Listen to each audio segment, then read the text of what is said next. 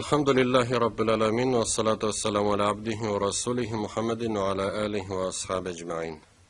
Barcha maqtov danlovlar Alloh taolaga tegishli. Ham payg'ambarimiz Muhammad sallallohu alayhi va sallamga, uning sahobalarına, tabi'inlarına Alloh taolaning marhamatlari bo'lsa edi. Biz shu dunyoga vaqtlicha g'ana kelganmiz. Alloh taolo belgilagan ajalimiz, vaqtimiz kelib jetsa, biz oxiratga ko'chamiz. Ham adam bolasi bu dunyoda yashab, o'zina foydalar ishlay ola. Izgiliklar qilsa, Alloh qo'shganlarini ishlasa, to'ygandan to'yilsa, ona ajr savob yozilacak. Magar endi o'lgandan so'ng da shu ajr savob barib turun ta'min etib bo'la.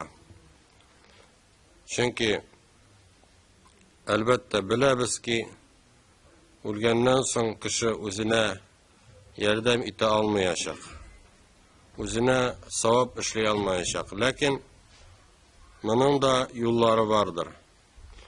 Agar kishi o'zining axirati turunda da o'lgandan so'ng da savob barib tursin deb tilasa, ol endi nashu hadisda aytilganlarga e'tibor etirga tegish.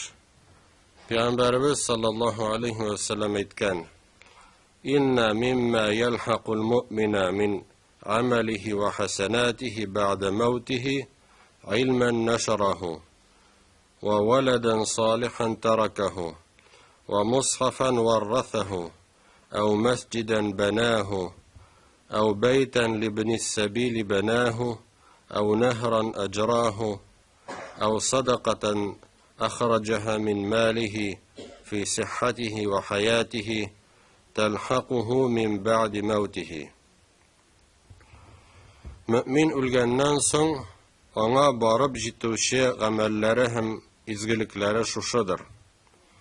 Taratgan ilmi, qoldirgan izgi bolasi, miras etib qoldirgan Qur'on kitobi, tuzugan masjidi, musafirlar uchun tuzugan yurti, og'izib qoldirgan yilg'asi, o'zi salomat vaqtda molindan vasiyat aytib qoldirgan sadaqasi, bu ishlarining savoblari o'zi o'lgandan so'ng da ona borib turur. Demak, eng birinchi narsa deyilgan taratgan ilmi. Albatta, taratgan ilm turunda şeyler aldığından şu ilmni eng birinchi o'zimizga olirga kerak. Ilm öğrenirge tegishlibiz. Chunki ilm bo'lmasa turib, onu taratib bo'lmay. Demak, bizga ilm öğrenirge kerak. Shariat ilmlarin, Qur'on ilmlarin, fiqh, aqida, hadis ham boshqa dinimizga qo'g'ilishli ilmlarni. Onları biz onu öğretkendan so'ng boshqalarga öğreta olamiz. Albatta, mana shu biz öğretib qoldirgan kishilar alar aşa bizga ajr savob barib turacak.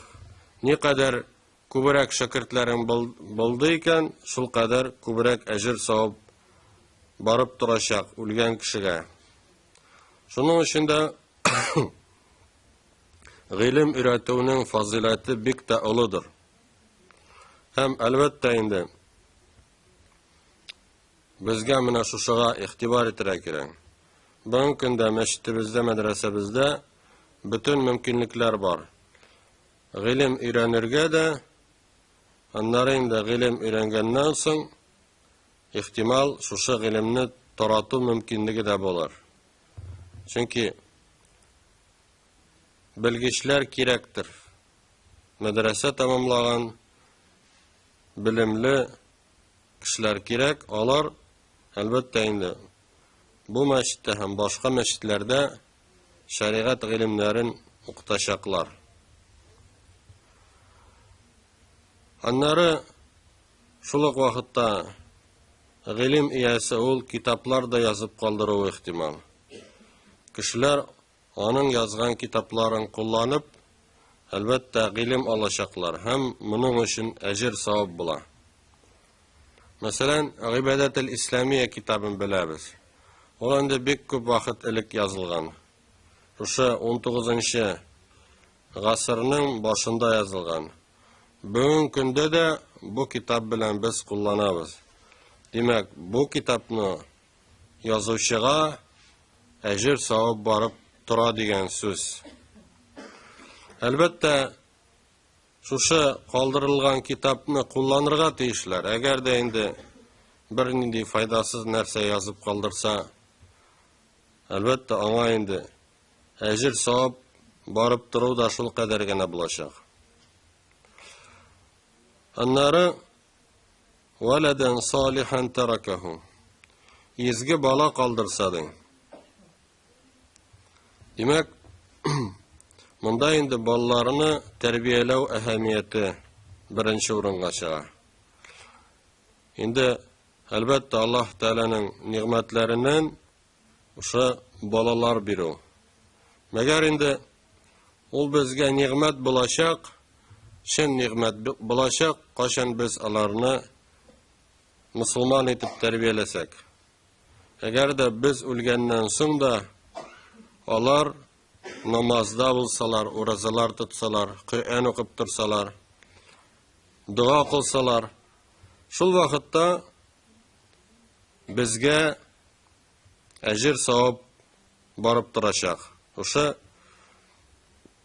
балаларыбызны диндә тәрбияләгән өчен. Шуга да ихтибар итәргә кирәк. Балаларны диндә тәрбияләүгә. Мәсәлән, ата-аналар ихтибар бирәләр үзләренең балаларына мәктәптән тыш ниндидер башка нәрсәләр өйрәтүгә. Алар ниндидер кружокка алып баралар аларны. Бер шәһәрнең очыннан икенчесенә илтәләр аны. Үзенең машинасына утыртып, автобусга, башка транспортка утыртыпмы. Мәгәр инде менә шушы мәчеткә китергә алар инде бик атлыгып тормыйлар. Мәгәр инде кеше шушы мәчеткә китерми икән, димәк, үзенең баласына тиешле тәрбияне биреп җиткерми дигәнне аңлата. Әлбәттә инде ул үзе әгәр дини тәрбия бирә алса, икенче сүз, ләкин бит үзе дә бирә алмый. Димәк, әгәр дә динле, иманлы, тақвалы бала калдырды икән ата-ана, димәк, бу аның өчен үлгәч тә файда булачак. Үлгәч тә шушы балалар тарафыннан әҗер савап барып торачак. Аннары мусхафан варрасаху. Мирас итеп Коръән калдырса ди. Коръән калдырса. Әлбәттә инде моны да дөрес аңларга кирәк. Бер нәрсә белмәгән балаларга Коръән калдырдым да, шуннан безгә әҗер савап барып торыр дип уйлау дөрес түгелдер. Коръәннән кашан әҗер савап була? Кашан аны укып торсалар. Әгәр дә инде ул анда өстә тузанланып ята икән, нинди аннан файда? Шуга да менә бу изге балалар калдырса дигән белән бәйледер. Димәк, шушы изге балалар, иманлы, тақвалы, әдәпле, әхлаклы балалар шушы Коръәнне укып торалар даими рәвештә. Ул аларга аны калдырган. Ата-аналары Коръән калдырганнар һәм димәк, шушы Коръәнне укып тору сәбәпле бу дөньядан китеп барган ата-анага әҗер савап барып тора.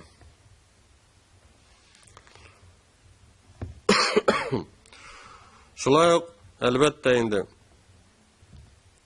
Коръәнне укырга өйрәтергә дә кирәк. Әгәр дә инде Коръәнне укырга өйрәтмәсәк, шулай ук инде аның файдасы булмас. Anları mesciden benahu, meşit tüzüp kaldırsa dey. Elbette indi meşit tüzü ol bik zor, savaplı iş. Allah Teala ona ayrım, cennette ayrım yurt tüzeyecek dep aytilgan bir rivayette. Demek indi, eğer de kişinin malı var iken, mümkünlüğü var iken, ol malından fayda kura. Fayda kura bu dünyada gana tugul, ahiret işinde faydasını kaldıra. Indi meşitni, Allah'ın indi zor etip tüzüğü digenini anlatmay. Mümkün kadar kichkinirek etip tüzüse de bula avulda, ya ise meşit tüzüğüde katnaşsa da, üzerinin ülüşün kırtsa da, demek, ol ölgenden soň ona ejir savab barıp duraşar. Şulay indi mında aytip gitere gerek, eğer de meşitni tüzüp koya eken hem ol meşit yabık bulsa, şulay indi onun faydası şul kadergene bulaşak. Meger indi işlep durgan meşitke bulursa, mesela mında bu meşitke bek, eğer de mında kişiler gel tulu iken meşit medresege, mında kişiler gilim alsalar, ibadet kılsalar, elbette anın işininde ecir savap dağı da kübrek bulaşak. Anları beyten libenis sebili benahu. Musafirlar için yurt tüzüp kaldırsa deyin. Yani vakıf dip atalayından dinerse, kişi ol indi vasiyet eyte, mena şuşa yurtni Allah yolunda kullanığız dip, hem anda indi musafirlar turup giteler, yaşap giteler birinci günge, hem elbette ona indi ecir savab barıp duracak. Yani nindidir kişiler kullana turgan yurt kaldırsa dey. Şul maganada indi. King maganada. Hem şulay indi kurabız ki cemaatçilik için fayda kitira turgan nerseler işlevde ol bik savaplı amal. Ol yurt tüzüp kaldıramı, anda mektep tüzüyme, ise ballar bakşası tüzüyme. Ol indi elbette şulay ona ecir savab barıp duracak. Nehran ecrahu, yılganı ağısıp kaldırsa dey. Nindidir yılga ise anda kuyu mu, şişme mi? Yani kişiler ol ölgenden soň mundan indi fayda kureler. Onun suğun işeler. Demek görəbiz ki cemaatçilik işinde nindidir fayda bulsun dip nindidir gamel kaldırsa, iş kaldırsa demek ona ecir savab barıp duracak. Şulay indi başka rivayetlerde yol tüzü turunda, köpür salı turunda da aytip gitilgen. Bunun içinde ecir savab bular. Mesela tege köpür ne tüzetse, mesela köpür jimirik bulsa, ise yol tüzüde buluşsa, elbette indi ol onu Allah rizalığı için işlerge tiyir. Kişi kursin, kişi maktasın diyen niyet bilen tugün. Eğer de mine bu işlerin indi işlese Allah rizalığı için ona ecir savab barıp durur. Anları ahırgısı sadakaten ahracaha min malihi fi sihhatihi ve hayatihi. Eğer de uzi selamet vaktinde malının bir ülüşün min ülgenden soň Allah yolunda sarf etsinler dip vasiyet aytip kaldırsa. Yani malının bir ülüşün vasiyet etip kaldırsa. Şu malını Allah yolunda tutunırsız dip, Allah yolunda kullanırsız dip kaldırsa. Demek kişi ölgenden sonra bu malını kullanacaklar. Sarf etecekler Allah yolunda. Mine şuşu gameller turunda aytip gitken Peygamberimiz sallallahu aleyhi ve sellem. Demek bizga ahiretimiz turunda kaygırtıra kiren. Şuşu isen selamet vakitibizde, şuşu işlerini işlep kalırga, nindeyin buldıra alabız, şunu işlerge. Hatta ki biz ölgenden soň da bizge ecir savab barıp dursun için. Eğer de indi birisini de işlemediyken demek, kimge zarar kileşeksin? Bizge zarar kile. Bizge bir nindi ecir savab barmayacak. Şunun için de fırsatlarını faydalanıp kalarak gerek. Allah-u Teala barşalarımız